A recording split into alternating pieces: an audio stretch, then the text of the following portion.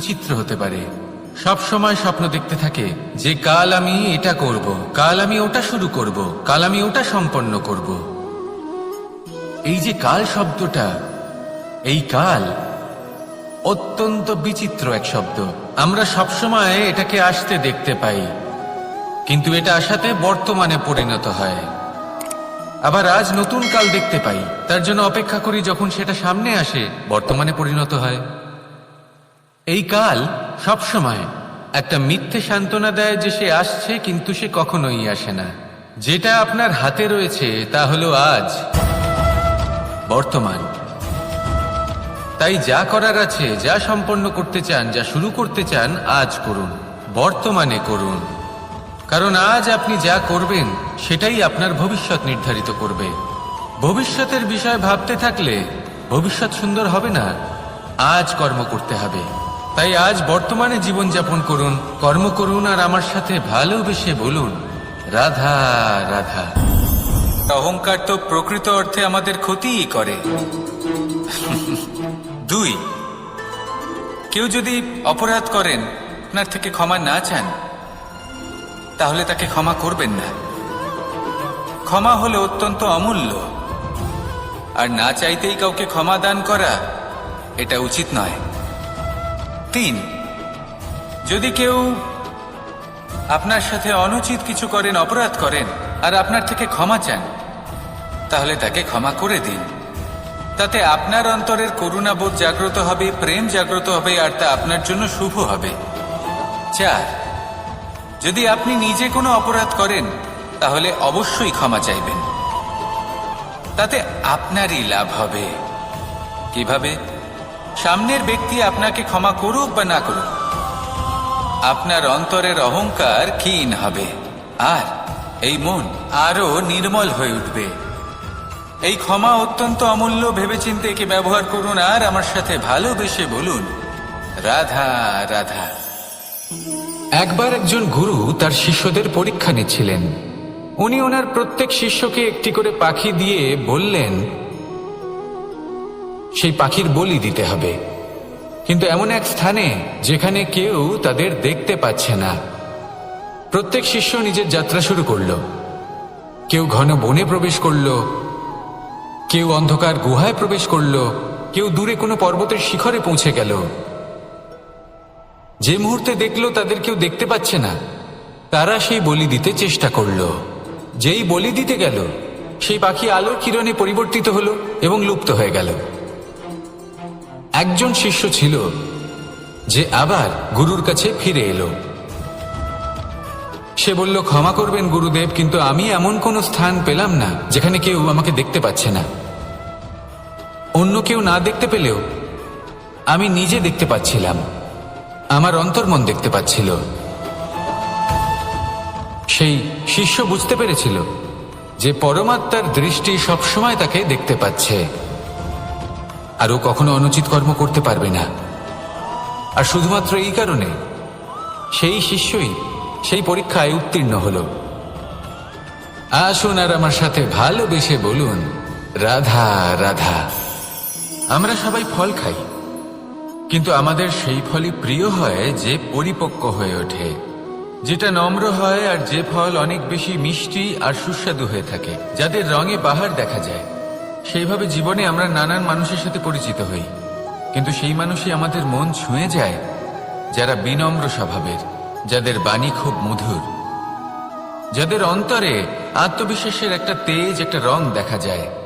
এবার এমন ব্যক্তি আমরা কি করে হব? ঠিক সেইভাবেই যেমন একটা ফল রোদ, বর্ষা, শীত, বায়ু এই সকল সংকটময় পরিস্থিতির সম্মুখীন হয়ে পরিপক্ক হয়ে ওঠে, সেইভাবেই মানুষ সংকটময় পরিস্থিতির সম্মুখীন হয়ে পরিপক্ক হয়ে ওঠেন। যদি এই সংকটের সম্মুখীন হন, তাহলে অভিজ্ঞ হবেন, আর এই অভিজ্ঞতাই শিক্ষা দিয়ে যাবে। এই অভিজ্ঞতা আমাদের শিখিয়ে দেয় যে আমাদের বিনম্র থাকতে হবে। অহংকার করে কোনো লাভ নেই। মধুর বাণীর যে কি মূল্য তা আমরা শিখতে পারি।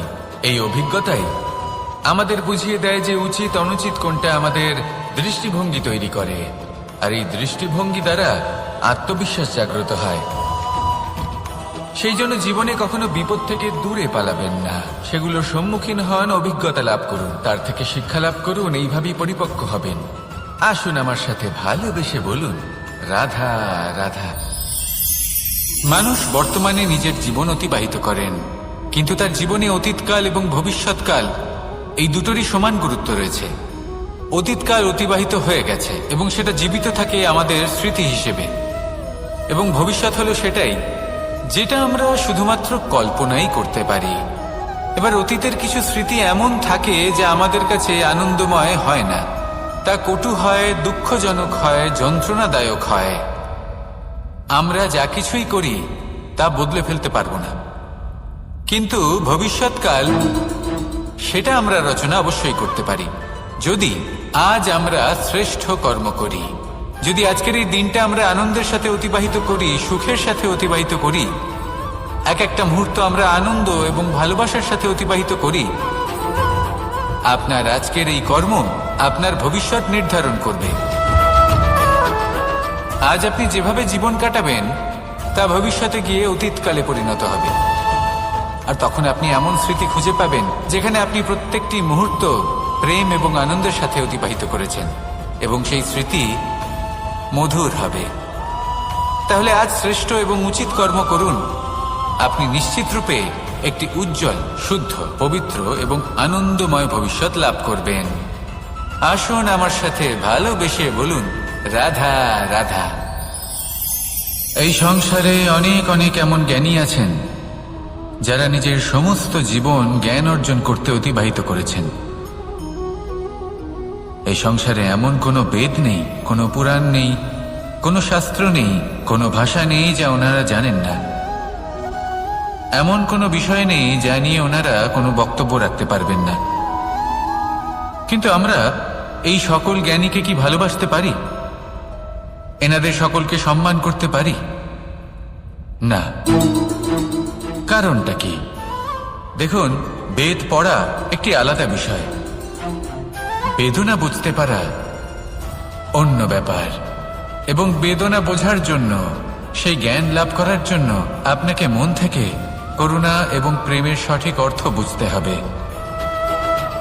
সামনের ব্যক্তির বেদনা বুঝতে হবে, তার যন্ত্রণাকে বুঝতে হবে।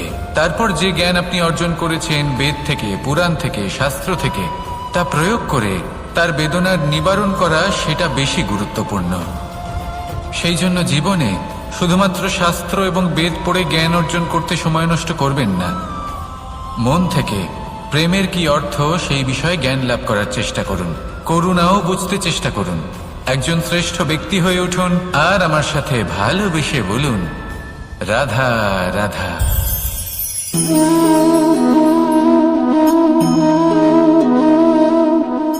জল এই সংসারের সমস্ত প্রধান তত্ত্বের মধ্যে একটি। এই জল যে কোনো জ্বালা দূর করে, আগুনকে নিভিয়ে দেওয়ার ক্ষমতা রাখে, অবিরল অবিচল ভাবে প্রবাহিত হতে পারে, একে কেউ বাধা দিতে পারে না। এর পথে বাধা সৃষ্টি করলে নিজের পথ নিজেই খুঁজে নেবে, বা সে নিজেই নিজের পথ বানিয়ে নেবে, কিন্তু কখনো থামবে না। এই জল হলো মহান, আর এর একটা মহান গুণ আছে, এর নিজস্ব কোনো রং নেই। কিন্তু যখন মেঘ থেকে বৃষ্টিরূপে পৃথিবীতে ঝরে পড়ে, তখন সমস্ত সংসারকে রঙিন করে তোলে। যেখানে খরা হয়েছে সেখানে শ্যামল করে তোলে, যে স্থান শ্যামল সেখানে ভিন্ন ভিন্ন প্রকারের পুষ্প ফুটিয়ে তোলে। এই জল, এই জলের মতন আমাদের হতে হবে। ওর যেমন কোনো রং নেই, আমাদেরও যেন কোনো অহংকার না থাকে। শুধু কর্মের এই ধারাতে বইতে থাকুন, এই সংসারের মঙ্গল করতে থাকুন, শ্রেষ্ঠ কর্ম করতে থাকুন। এই সংসারকে এটা বলার কোনো প্রয়োজন নেই যে আপনি কে। আপনি যদি কর্ম করতে থাকেন, তাহলে এই সংসার নিজে থেকেই আপনার মূল্য জানতে পারবে, আর তখন এই মন প্রসন্ন হয়ে বলবে, রাধা রাধা। বড়ই অদ্ভুত ব্যাপার। তা আমাদের জীবনের অনুভূতি এবং আমাদের জীবনের লক্ষ্য এগুলি সুনিশ্চিত করে। অর্থাৎ নেত্র দিয়ে দেখা যায় আমাদের এই মুখ, তা শুধুই এই কারণে প্রয়োজন যাতে সংসার আমাদের দেখতে পায়, আমাদের চিনতে পারে। কিন্তু যদি এই সংসারে আপনি প্রকৃত অর্থে মান সম্মান লাভ করতে চান, তাহলে নিজের অন্তরাত্মাকে আপনাকে বিকশিত করতেই হবে। দেখুন, কথায় আছে এই যে অসুর, তা শারীরিকভাবে উপস্থিত নয়, তা মনের মধ্যে থাকে।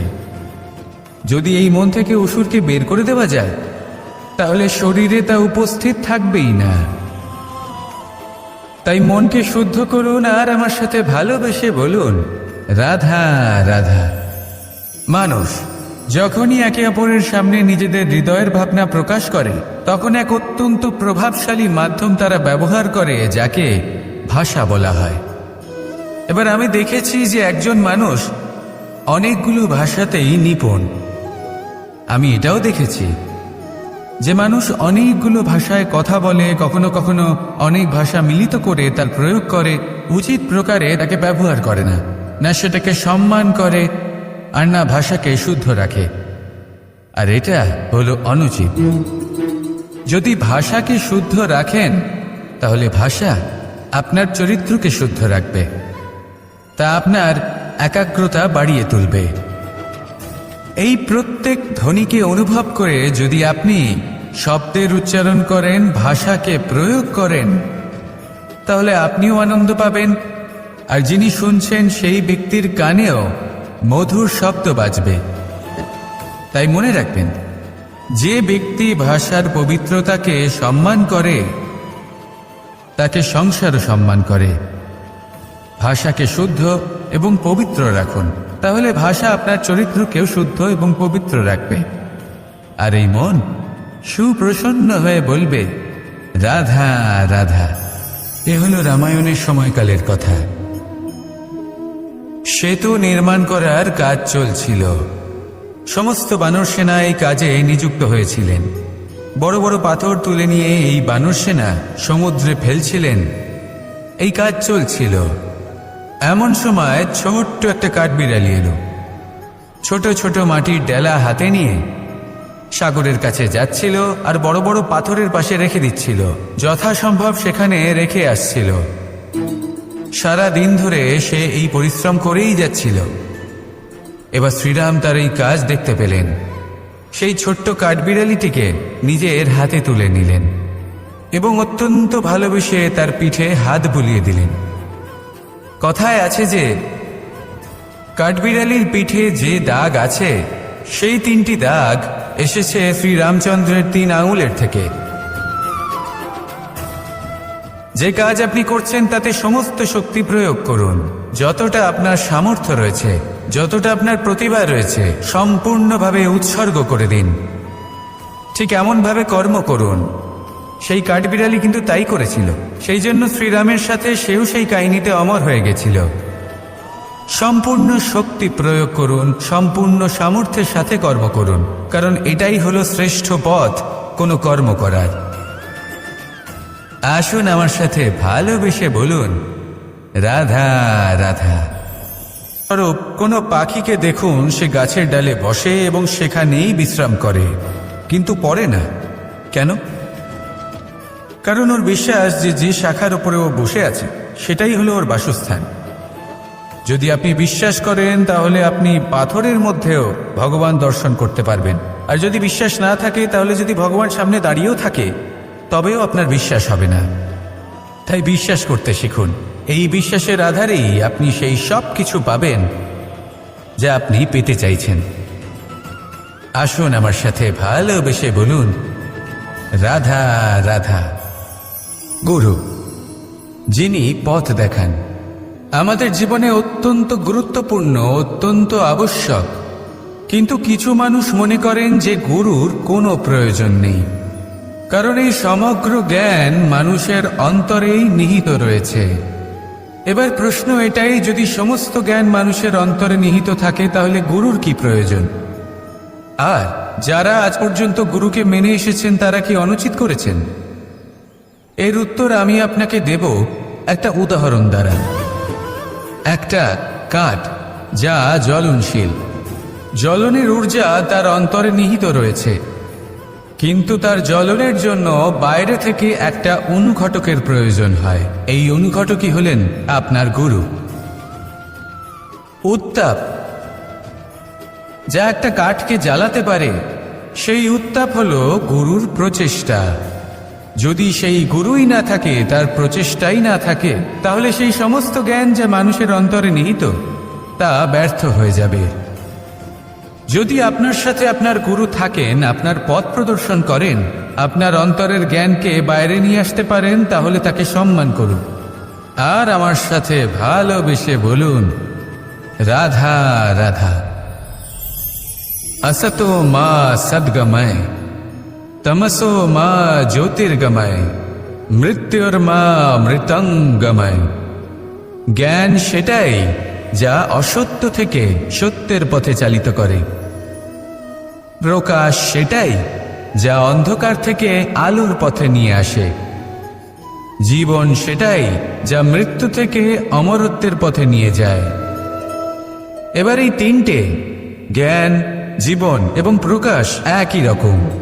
শূন্য থেকে এর উৎপত্তি হয় এবং আস্তে আস্তে আপনার জীবনে বিস্তার লাভ করে। এবার আমরা এটাই ভাবি যে কেমন করে এই তিনটিকে আগলে রাখা যায়।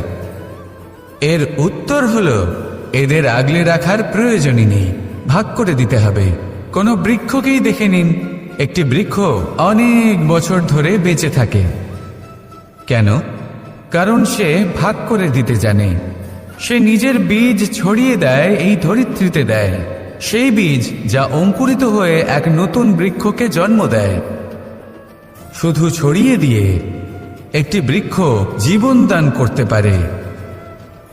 যদি কোনো ব্যক্তি জ্ঞান ছড়াতে শিখে যান, যদি প্রকাশ, আলোর কিরণ ছড়িয়ে দিতে শিখে যায়, কোনো ব্যক্তি তার জীবনের সুখ ছড়িয়ে দিতে শিখে যান, তাহলে তিনি মৃত্যুর পরও মৃত হন না। এই ভাগ করে দেওয়ার সুখটাই কিছুটা আলাদা। এই সুখ অনুভব করুন আর আমার সাথে ভালোবেসে বলুন, রাধা রাধা। যদি না থাকেন, তাহলে এই সংসারের অস্তিত্ব আপনার কাছে শূন্যের সমান, তাই না? আপনি না থাকলে এই সংসারও আপনার কাছে নেই। এবার সবাই বলবেন যে এ তো সত্যি কথা, সেই অনুযায়ী তো আমার স্বার্থপর হওয়া উচিত, অহংকারী হওয়া উচিত, কারণ আমার কাছে আমিই তো সবকিছু। দৃষ্টিভঙ্গি পাল্টে দেখুন। আপনার কাছে সবথেকে বেশি গুরুত্বপূর্ণ ব্যক্তি কে? আপনি নিজেই। সেই মানুষটি কেমন হওয়া উচিত একটু ভেবে দেখুন। সবসময় সকলকে সাহায্য করুন, একসাথে মিলে পরিশ্রম করুন, সাহায্য করুন অন্যদেরকে। এটা অতি আবশ্যক। এবং তার থেকেও বেশি গুরুত্বপূর্ণ হলো এটাই যে আপনার মনে যেন কখনো এই বিষয়ে ভয় না থাকে যে আমি আমার প্রিয়জনদের, আমার কাছের মানুষগুলিকে হারিয়ে ফেলব। এই ভয় কখনোই মনের মধ্যে থাকা উচিত নয়। যদি ভয় থাকে তাহলে থাকুক এই বিষয়ে যে সকল মানুষ আমার জীবন থেকে, আমার থেকে দূরে চলে যাচ্ছেন, তাদের বাধা দিতে দিতে আমি যেন নিজেকেই না হারিয়ে ফেলি, নিজের অস্তিত্বকেই না হারিয়ে ফেলি, নিজের ব্যক্তিত্বকে, নিজের বিচারধারাকে, নিজের করুণার শক্তি না হারাই। তাহলে এই ভয় ত্যাগ করুন আর আমার সাথে ভালোবেসে বলুন, রাধা রাধা। এই ফল কি তা বলার কোনো প্রয়োজন নেই। এই ফল কতটা সুস্বাদু সেটাও বলার কোনো প্রয়োজন নেই। ধরুন এমন কোনো মানুষ আসলেন যিনি জানেন না এটা কোন ফল। তিনি এটা দেখে ভাববেন এ তো কাঁটার একটা গুচ্ছ মনে হচ্ছে, নিয়ে ফেলে দেবেন। সেখানে দ্বিতীয় কোনো ব্যক্তি যিনি বুঝদার, তিনি দেখবেন, ভাববেন যে প্রকৃতি এর গায়ে এত কাঁটা কেন দিয়েছে? অবশ্যই সুরক্ষার জন্য দিয়েছে, অর্থাৎ ভিতরে অবশ্যই অমূল্য কিছু রয়েছে। সেই ধরনের ব্যক্তি এই ফলের অন্তরে প্রবেশ করেন এবং এই ফলের আনন্দ উপভোগ করেন। এরকমই কিছুটা আমাদের সংসারেও আমরা দেখতে পাই। প্রত্যেক দিন আমরা নতুন নতুন মানুষের সাথে পরিচিত হই। এমন কিছু ব্যক্তি থাকেন যাদের সাথে প্রথম আলাপের পর আমাদের এটা মনে হয় যে এই ব্যক্তিকে দেখে একটু রাগী ব্যক্তি মনে হচ্ছে, বড়ই অহংকারী বোধ হচ্ছে, উদ্ধত মনে হচ্ছে। বেশিরভাগ মানুষ প্রথম আলাপের পরে তাদের সাথে দূরত্ব বজায় রাখবেন, কিন্তু যিনি বুঝদার ব্যক্তি তিনি ভাববেন যে এই ব্যক্তি এমন কেন করছেন। হয়তো সুরক্ষার খাতিরে এই ব্যক্তি নিজেকে এরকম করে তুলেছেন যাতে অন্য কোনো ব্যক্তি এসে ওনার সময় নষ্ট না করেন, ওনার আবেগের সাথে ছলনা না করেন, খেলা না করেন। হয়তো অতীতে এমন কোনো ঘটনা ঘটেছে যার জন্য এই ব্যক্তি কিছুটা এরকম হয়ে গেছেন। এমনই একজন ব্যক্তি সেই ব্যক্তির মনের গভীর পর্যন্ত পৌঁছতে পারেন আর সেখান থেকে শুভ গুণগুলিকে বাইরে বের করে আনতে পারেন। এরকমই ব্যক্তি হয়ে উঠুন, এমন বুঝদার ব্যক্তি হয়ে উঠুন যিনি সামনের ব্যক্তির খারাপ গুণগুলিকে অবহেলা করে হৃদয়ের অন্তঃস্থল থেকে শুভ গুণগুলিকে প্রকাশিত করে এবং সেই ব্যক্তিকে দেখাতে পারে। এমন ব্যক্তি হয়ে উঠুন যিনি নিজের জীবনকেও সফল করে তোলেন এবং অন্যের জীবনকেও। আসুন আমার সাথে ভালোবেসে বলুন, রাধা রাধা। আমি জীবনে অনেক ভালো মানুষের সংস্পর্শে এসেছি, এমন ব্যক্তি যিনি আজীবন জ্ঞান লাভ করে থাকেন, পড়তেই থাকেন। ধরে নিন কোনো ব্যক্তি শিল্পকলার বিষয়ে অনেক বই পড়ে ফেলেছেন, কিন্তু কখনো শিল্পকর্মই করেননি। তাহলে সেই জ্ঞানের কি লাভ? কোনো লাভ নেই। এবার এটাই আমাদের জীবনে শেখা প্রয়োজন। আমরা জ্ঞান অর্জন করি কিন্তু তা যাপন করি না, তা কর্মজীবনে প্রয়োগ করি না। তাহলে এতে কি লাভ হবে? জ্ঞান আছেই সেই জন্য যাতে আমরা জীবনকে আরো শ্রেষ্ঠ করে তোলার জন্য তাকে প্রয়োগ করি। এই জ্ঞান এবং কর্মের একসাথে পথ চলাটাই আবশ্যক। তবেই এই জ্ঞান অভিজ্ঞতায় পরিণত হবে। আর অভিজ্ঞতা দ্বারা যে জ্ঞান লাভ হয় সেটাই সবথেকে বেশি গুরুত্বপূর্ণ, সেটাই হলো সবথেকে বেশি লাভদায়ক। সেই জন্য শুধু জ্ঞান অর্জন করবেন না, তাকে প্রয়োগ করুন, তাকে কর্মজীবনে প্রয়োগ করুন, জীবনকে আরো শ্রেষ্ঠ করে তুলুন। আর আমার সাথে ভালোবেসে বলুন, রাধা রাধা। বাহ, পুষ্পের সুবাস আমার খুব ভালো লাগে। অত্যন্ত সুন্দর হয় এই পুষ্প। এইভাবে চারিদিকে পুষ্প দেখে মন আনন্দিত হয়ে ওঠে। এবার আপনারা ভেবে দেখুন, আমার চারিদিকে পুষ্প নয়, আগুন আছে। তাহলে কি হবে? আমার শরীর কি জ্বলে যাবে না? অবশ্যই জ্বলবে। শরীরকে কি আগুনের তাপ সহ্য করতে হবে না? অবশ্যই সহ্য করতে হবে। এটাই হলো প্রকৃতির নিয়ম।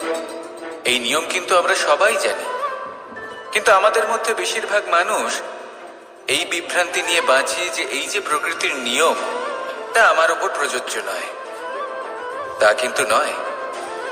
আমাদের চতুর্দিকে এই যে নিসর্গ রয়েছে, আমরা তার কতটা ক্ষতি করি সেটা একবার ভেবে দেখুন। আমরা বনাঞ্চল জ্বালিয়ে দিই, বায়ু দূষিত করি, জল দূষিত করি, প্রাণীদের হত্যা আমরা করি। কেন? এই নিসর্গ আমরা নষ্ট করি, যদিও আমরা জানি যে আমরাও হলাম এই নিসর্গেরই অংশ। এবার দেখুন, শরীরের কোনো অংশে যদি আগুন ধরান, আস্তে আস্তে সমস্ত শরীরও জ্বলে যাবে। সেইভাবেই নিসর্গ যদি নষ্ট হয়ে যায়, তাহলে মনুষ্য জাতিও নষ্ট হয়ে যাবে। তাই এই যে নিসর্গ আপনি দেখছেন, এই পুষ্প, এই বৃক্ষ, বায়ু, জল, এদের সকলকে রক্ষা করুন, নষ্ট নয়। মনে রাখবেন, যদি নিসর্গ থাকে মানুষ থাকবে, যদি নিসর্গ থাকে তাহলেই জীবন থাকবে। আসুন আমার সাথে ভালোবেসে বলুন, রাধা রাধা। আজ আমরা দুই ধরনের ব্যক্তির বিষয়ে কথা বলবো। প্রথম জন হলেন যে প্রয়োজনের থেকে অনেক বেশি পরিমাণ ধন উপার্জন করে থাকেন। তার কাছে ততটা ধন থাকে যতটা তার প্রয়োজনও নেই, তারপরেও আরো ধন উপার্জন করতে চেষ্টা করতে থাকেন। সকল সম্ভব চেষ্টা করেন, সকল সম্ভব কর্ম করেন, তা সে উচিত কর্ম হোক বা অনুচিত, তাতে তাদের কিছুই যায় আসে না। তারা শুধুই এই সংসারের সকল সুখ ভোগ করতে চান, সকল স্বাচ্ছন্দ্য লাভ করতে চান। আজীবন তারা প্রচেষ্টাই করতে থাকেন। এবার এই করতে গিয়ে তারা ভারাক্রান্ত হয়ে সমস্যার সম্মুখীন হন। এনাদের সমগ্র জীবন এই চেষ্টাতেই চলে যায়, জীবন যাপন করার বদলে। অন্যদিকে আরেকজন ব্যক্তি, যিনি জানেন তার প্রয়োজন কতটুকু আর শুধুমাত্র সেই পরিমাণ ধন অর্জন করেন, তার থেকে বেশি একটুও নয়। উনি যদি দুবেলা খেতে পান, মাথা গোজার ঠাঁই পেয়ে যান, সেটাই পর্যাপ্ত। তাতেই তিনি আনন্দে জীবন যাপন করেন, না কোনো বৃথা চিন্তা করেন, না কোনো বৃথা কষ্ট করেন।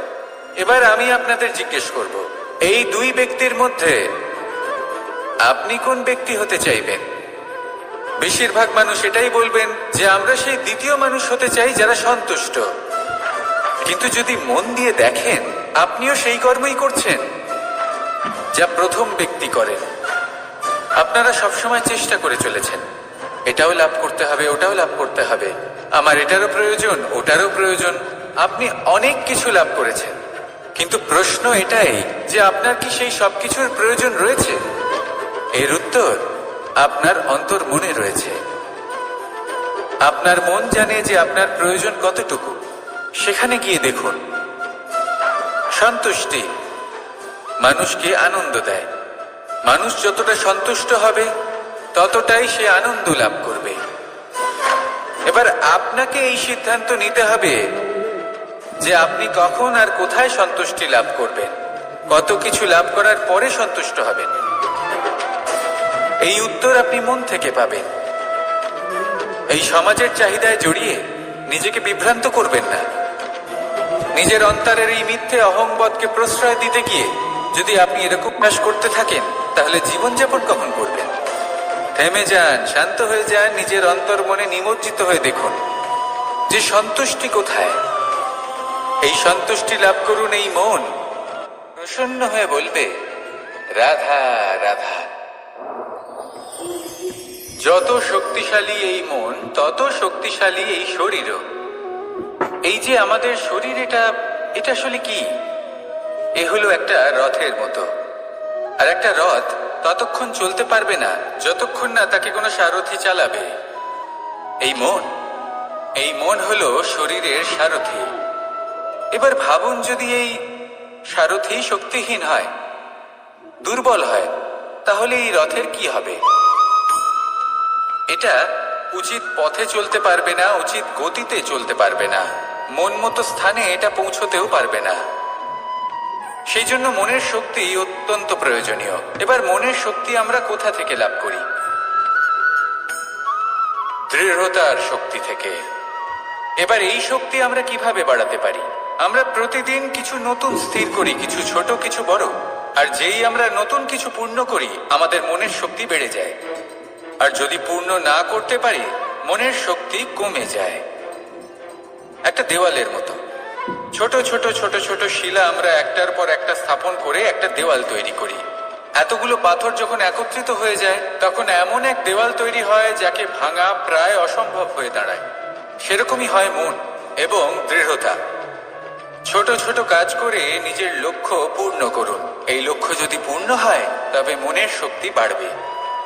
কিছুটা এইভাবে যে যত বড়ই বিপদ আসুক না কেন, সেই বিপদ নিজে হার মেনে নেবে, কিন্তু আপনার মন ততটাই শক্তিশালী থাকবে। তাই মনের শক্তি বাড়াতে থাকুন, যাতে আপনি উচিত পথে চলতে পারেন, উচিত গতিতে চলেন, আর মনোবাঞ্ছিত স্থানে পৌঁছতে পারেন। তবেই এই মন প্রসন্ন হয়ে বলবে, রাধা রাধা। বৃক্ষকে দেখুন, অত্যন্ত শক্তিশালী বৃক্ষ। এটা সবারই প্রিয়। তা সে ছোট হোক বা বড়, বৃদ্ধ হোক বা জোয়ান, সবাই ভালোবাসে এই বৃক্ষকে। আর সত্যি বলতে, এই বৃক্ষ সবাইকে সেবা করে, সবাইকে ফল দান করে, সবাইকে ছায়া প্রদান করে। দূর থেকে দেখে মনে হয় এর কোনো পরিচর্যার প্রয়োজনই নেই। কিন্তু একজন কুশল মালী এইভাবে ভাবেন না।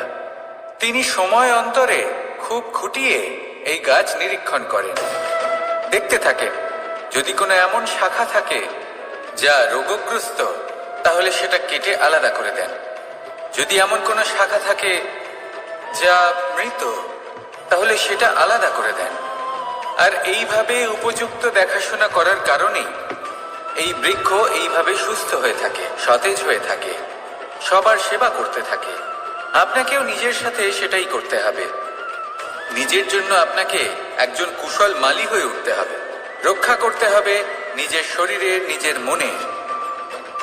আপনার শরীর যদি রোগগ্রস্ত হয়ে পড়ে, তাহলে ওষুধ গ্রহণ করতে হবে। যদি এই মন কোনো এক কারণে বিচলিত হয়ে পড়ে, তাহলে তার থেকে নিজেকে মুক্ত করতে হবে। আপনি যদি নিজের যত্ন নেন, তবেই এই বৃক্ষের মতো হতে পারবেন। সেই বৃক্ষ যে সবারই প্রিয়, সবাইকেই সেবা করে। আসুন আমার সাথে ভালোবেসে বলুন, রাধা রাধা। ভোজনের দ্বারাই শরীর পুষ্টি লাভ করে। ছোটবেলা থেকে আজ পর্যন্ত যাই আপনার ভোজন হয়ে থাকুক, যাই আপনার আহার হয়ে থাকুক, সেই অনুসারেই আপনার শরীর গঠিত হয়েছে। এই ভোজন অত্যন্ত গুরুত্বপূর্ণ, সেই জন্য এর প্রত্যেক অংশকে বোঝা খুব আবশ্যক। প্রথম অংশ, যে আমরা কি গ্রহণ করছি, এই ভোজন কোন স্থান থেকে আসছে সেটা বুঝুন। দ্বিতীয় অংশ, ভোজন কে বানাচ্ছেন। এই ভোজন সর্বশ্রেষ্ঠ তখনই হয় যখন মাতার হাতে তৈরি করা ভোজন হয়। কিন্তু যদি মাতার তৈরি করা ভোজন আপনি প্রাপ্ত নাও করতে পারেন, তাহলে সেই ব্যক্তির ভোজন তৈরি করা উচিত যিনি সাত্ত্বিক। তৃতীয় অংশ, কোন স্থানে আপনি ভোজন গ্রহণ করছেন। যে স্থানে আপনি ভোজন গ্রহণ করছেন তা সাত্ত্বিক হওয়া উচিত। তাহলে অত্যন্ত গুরুত্বপূর্ণ। এবং চতুর্থ সবথেকে গুরুত্বপূর্ণ অংশ, তা হলো এই ভোজন আপনি যার দ্বারা প্রাপ্ত করেছেন, যেখান থেকে প্রাপ্ত করেছেন, যে স্থানে বসে আপনি ভোজন গ্রহণ করছেন তার প্রতি কৃতজ্ঞতা প্রকাশ করুন এবং ভোজন পূর্ণরূপে সমাপ্ত করুন। তবেই এই ভোজন আপনাকে সুখী জীবন দান করবে, সুস্থ শরীর দেবে, আর এই মন তা সুপ্রসন্ন হয়ে বলবে, রাধা রাধা। এই হলো বট গাছের একটা বীজ।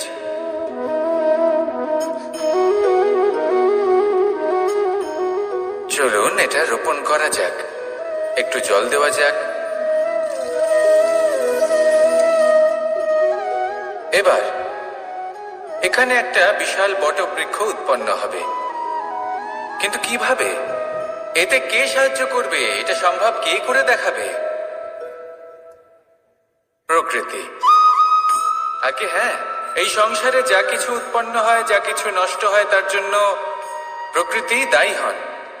এই প্রকৃতির কারণেই তো রৌদ্র আসে, প্রকৃতির কারণেই বৃষ্টি হয়, জল পাওয়া যায়। তার কারণেই এই বটের বীজ তা এক বিশাল বটবৃক্ষে পরিণত হবে। কিন্তু একজন মানুষকে দেখুন, মানুষ বলবে এই বৃক্ষে আমার অধিকার রয়েছে। কেন? কারণ আমি এই বীজ বপন করেছি। এবার সমস্ত কাজ প্রকৃতি করবে আর সমস্ত শ্রেয় মানুষ নিয়ে যাবে। এটা কি উচিত? কখনোই নয়। এবার এর উত্তর প্রকৃতিতেই লুকোনো আছে। কখনো কোনো পাখিও এই বীজ রোপণ করে, সেখানে বৃক্ষ উৎপন্ন হয়, তাতে ফল আসে, সেই পাখি সেই ফল খায়, কিন্তু সেখানকার বাকি পাখি এবং প্রাণীদের সেই ফল খেতে বারণ করে না। সেই বৃক্ষের ওপর নিজের অধিকার প্রমাণ করতে চেষ্টা করে না, সবার মধ্যে ভাগ করে দেয়। আর এটাই আমাদেরও করা উচিত। যা প্রকৃতি থেকে আসছে তা আবার প্রকৃতিতেই ফিরে যেতে দিন। এটা অত্যন্ত প্রয়োজনীয়। পাখিদের মতো হতে চেষ্টা করুন, তবেই আপনার এই মন আকাশে উড়তে থাকবে আর সুপ্রসন্ন হয়ে বলবে, রাধা রাধা। কোকিলের ডাক শুনে আমার মন প্রফুল্ল হয়ে ওঠে। কোকিল হলো আমার অত্যন্ত প্রিয়। এরকমই আরো একটা পাখি আছে, কাক। একদিকে কাক, অন্যদিকে কোকিল। এদের মধ্যে বেশি পার্থক্য নেই, কিন্তু কোকিলের কণ্ঠ শুনে সবার মন প্রফুল্ল হয়ে ওঠে। কোকিল যখন সামনে আসে তখন মন শান্ত হয়ে যায়, যখন কাক সামনে আসে তখন মানুষ দূরে পালিয়ে যায়। এমন কেন হয়? কারণ হলো বাণী। কোকিলের বাণী অত্যন্ত মিষ্টি, অত্যন্ত মধুর। সেখানেই কাকের বাণী অত্যন্ত কর্কশ শোনায়, আর কর্কশ বাণী শোনা কেউ পছন্দ করেন না। আপনি নিজেকে জিজ্ঞেস করুন, কোনো ব্যক্তি আপনার সাথে কথা বললে তার বাণী মধুর হলে আপনার ভালো লাগে, আর যদি কর্কশ হয় তার থেকে দূরে চলে যেতে ইচ্ছে করে। তাই নিজের বাণীও এইভাবেই মধুর রাখুন, মিষ্টি রাখুন। এ আমারও খুব প্রিয়। আর এটা তখন হয় যখন মনে প্রেম থাকে। মনের মধ্যে প্রেম জাগ্রত করুন, বাণী নিজে থেকেই মধুর হয়ে যাবে। আর কৃষ্ণ নিজে থেকে আপনার কাছে আসবে আর আপনার সাথে বলবে, কি রাধা রাধা। এটা হলো ধান গাছ। এর থেকে যে চাল উৎপন্ন হয় তা মানুষ গ্রহণ করেন। আর এটা কি? এ হলো জংলি ঘাস। একবার ভেবে দেখুন, যদি এই জংলি ঘাস ধান গাছের আশেপাশে থাকে তাহলে কি হবে? ধান উৎপন্ন হতে পারবে? তা উৎকৃষ্ট হতে পারবে? আমরা কি তা গ্রহণ করতে পারবো? কখনোই নয়। এই জংলি ঘাস ধানকে নষ্ট করে দেবে, কিন্তু নিজে জীবিত থাকবে। এটাই হলো আজকের শিক্ষা। এই সংসারে যদি আপনি নীতির পথে চলতে চান, উচিত কর্ম করতে চান, সংসারকে সেবা করতে চান, তাহলে জংলি ঘাসের মতো ব্যক্তিদের থেকে সবসময় দূরে থাকতে হবে। সেই ব্যক্তি যারা দুর্নীতি এবং মিথ্যা দ্বারা পরিপূর্ণ, যাদের ব্যবহার অশুভ, যাদের অনেক অশুভ গুণ রয়েছে, তারা সঠিক নয়। সেই সকল ব্যক্তি যাদের চরিত্র অত্যন্ত দুষ্ট হয়, তারা হয় শুভ চরিত্রের ব্যক্তিকে একদম নষ্ট করে দেয়, নয় নিজের মতো বানিয়ে তোলে। তাই যদি আপনি নীতির পথে চলতে চান, এই সংসারের জন্য শুভ কর্ম করতে চান, তাহলে সেই সঙ্গ লাভ করুন যে সঙ্গ জ্ঞানে পরিপূর্ণ, যাদের মধ্যে অনেক গুণ আছে, যাদের থেকে প্রতিদিন কিছু শিখতে পারবেন। এমন ব্যক্তির সাথে জীবন অতিবাহিত করুন। দুরাচারীদের থেকে দূরে থাকুন। তবেই এই মন প্রসন্ন হয়ে বলবে, রাধা রাধা। আমাদের গৃহে অনেক কক্ষ রয়েছে, কিন্তু এমন কি আছে যে একটাই থাকে? আমাদের গৃহের দ্বার। এমন কেন হয়? অনেক দ্বার তো থাকতেই পারে। ভেবে দেখুন, একটা বিশাল ভবন রয়েছে, তার চতুর্দিকে অনেক দ্বার আছে। ভালোই হবে, যাতায়াত করতে সুবিধা হবে, কিন্তু এমন আমরা কেন করি না? এবার আপনি বলবেন যে এটার উত্তর তো সহজ। যতগুলো দ্বার থাকবে ততজন দ্বারপালও থাকবে। কে কখন কোথা থেকে আসবে, কোথায় চলে যাবে, সেদিকে খেয়াল থাকবে না। চুরির সম্ভাবনাও বেড়ে যাবে। যাক, এই বিষয় অন্তত আপনি বোঝেন। সেই জন্য আপনার গৃহে একটাই দ্বার রয়েছে। কিন্তু আপনার মনের বিষয় কি জানেন? আপনার মনেও কি কোনো দ্বার আছে? নেই। তার মানে যে কোনো ব্যক্তি যেখান থেকে খুশি আসতে পারে, আর আপনার মনে যা খুশি প্রবেশ করিয়ে চলে যেতে পারে। কোনো বাধার সম্মুখীন না হয়ে কোনো ব্যক্তি আপনার মনে যা কিছু প্রবেশ করিয়ে চলে যাবে, তা সে আমাদের পক্ষে শুভ হোক, অশুভ হোক, বা যতই ঘাতক হোক না কেন। সেই ভাবনা হতে পারে বাসনাময়, ক্রোধে পরিপূর্ণ, মতভেদে পরিপূর্ণ, বিদ্বেষ বা অহংকারে পরিপূর্ণ, বা কোনো ব্যর্থ ভাবনা হতে পারে। বিশ্বের যে কোনো ভাবনা মনে এসে বসবাস করতে পারে। এবার মনে যা ভাবনা থাকবে, মন সেটাই অনুভব করবে। নেতিবাচক ভাবনা যদি মনে ঘর করে, মন সুখ অনুভব কি করে করবে? সেই জন্য আবশ্যক হলো মনের মাঝে ইতিবাচক সত্তার দ্বার গড়ে তোলা। অর্থাৎ কোনো ভাবনা যদি আসে এবং ইতিবাচক হয়, তাহলে তাকে মনে প্রবেশ করতে দিন। যদি তা আপনাকে আর্থিক, সামাজিক, পারিবারিক, আধ্যাত্মিক লাভ দেয়, তাহলে তাকে প্রবেশ করতে দিন। যদি না দেয়, যদি তা নেতিবাচক ভাবনা হয়, তাকে দ্বার থেকেই আবার ফিরিয়ে দিন। যত শুভ চিন্তায় থাকবে এই মন, ততই শুভ হবে আপনার জীবন। আর এই মন সুপ্রসন্ন হয়ে বলবে, রাধা রাধা। মানুষ ছোট হোক বা বড়, রাজা হোক বা দরিদ্র, সমস্ত মানুষের মধ্যে একটা সামঞ্জস্য থাকে। সমস্ত মানুষের কাছে তার প্রশংসা অত্যন্ত গুরুত্বপূর্ণ। সে খুবই প্রসন্ন হয় যদি আপনি তার প্রশংসা করেন। কিন্তু আপনি যদি তাকে এটা বলেন যে এটা তোমার ভুল ছিল, তোমার কিছু খামতি ছিল, তখন সেটা সে মানতে রাজিই থাকে না। সব মানুষ এটা শুনতে পছন্দ করে যে সে যেটা করেছে সেটাই সর্বোত্তম। এবার আমি আপনাকে একটা কথা বলি।